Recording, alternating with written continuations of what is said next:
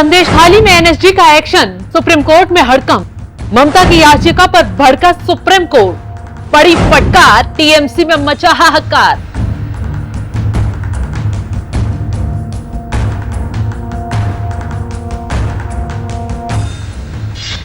नमस्कार, आप देख रहे हैं एनएमएफ न्यूज में आपके साथ शबनम। बंगाल के संदेशखाली का नाम सुनते ही लोगों के रोंगटे खड़े हो जाते हैं, क्योंकि संदेशखाली के नाम पर शाहजहां शेख की दरिंदगी के किस्से याद आते हैं या फिर वो तस्वीर दिखाई पड़ती है जिसमें एनएसजी कमांडो जमीन के नीचे तालाबों के अंदर बने बंकरों से गोला बारूद हथियार निकाल कर लाई थी। ये सब मिल रहा है शाहजहां शेख के रिश्तेदारों और करीबियों के ठिकानों से।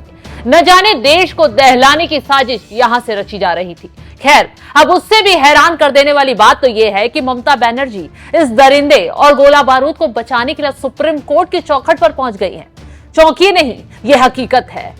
फिर क्या था, जिस तरह लोग हैरान हैं, ठीक उसी तरह सुप्रीम कोर्ट के जज भी दंग रह गए और उल्टे पांव ममता बनर्जी को फटकार लगाते हुए सुप्रीम कोर्ट से भगा दिया।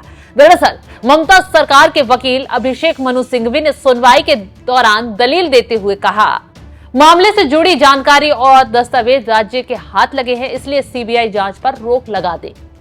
अब जरा सुनिए, ममता बनर्जी उस शाहजहां शेख के खिलाफ सीबीआई जांच रुकवाने के लिए कोर्ट में गिड़गिड़ा रही हैं, जिस पर संदेशखाली की तमाम महिलाओं ने आरोप लगाया कि शाहजहां शेख उनका न सिर्फ उत्पीड़न करता, बल्कि रातों को घरों से महिलाओं लड़कियों को उठा कर ले जाता था, उनके साथ गलत काम करता, सुबह छोड़कर चला जाता, गरीबों की जमीनों पर जबरन कब्जा भी करता था और तो और उसके खिलाफ शिकायत की हिमाकत जो भी करता, शाहजहां शेख उसकी जिंदगी जहन्नुम बना देता था।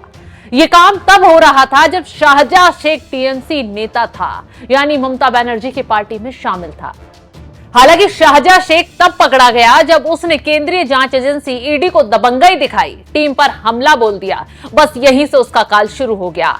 मामले की सीबीआई जांच शुरू हुई। उन सब लोगों ने मुंह खोल दिया जो वर्षों से शाहजहां शेख की प्रताड़ना झेल रहे थे।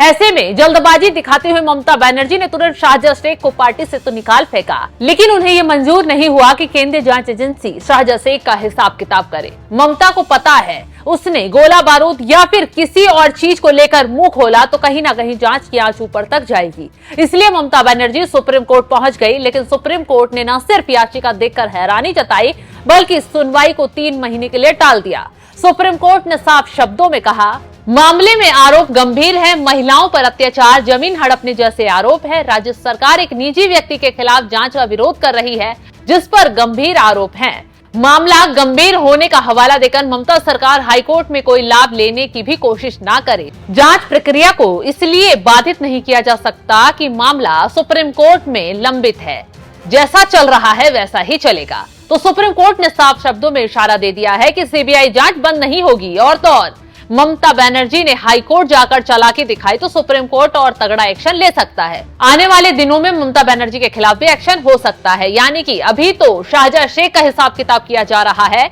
आने वाले दिनों में ममता बनर्जी भी रडार पर आ सकती हैं।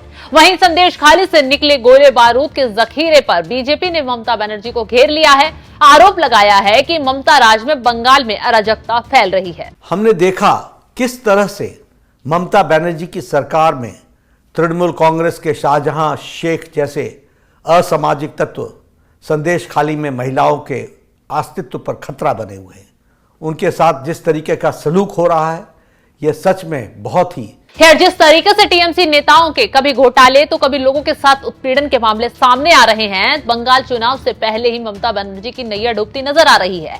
क्योंकि पहले लोग डर से बोल नहीं पाते थे, लेकिन जब से केंद्रीय एजेंसियों ने दबंगों की कमर तोड़ी है, तब से बंगाल की जनता बोल रही है, वो राज बाहर ला रही है जिन्हें वर्षों पहले दबंगई के बल पर दफना दिया गया था। लेकिन अब सारे राज ममता सरकार के लिए काल बन रहे हैं।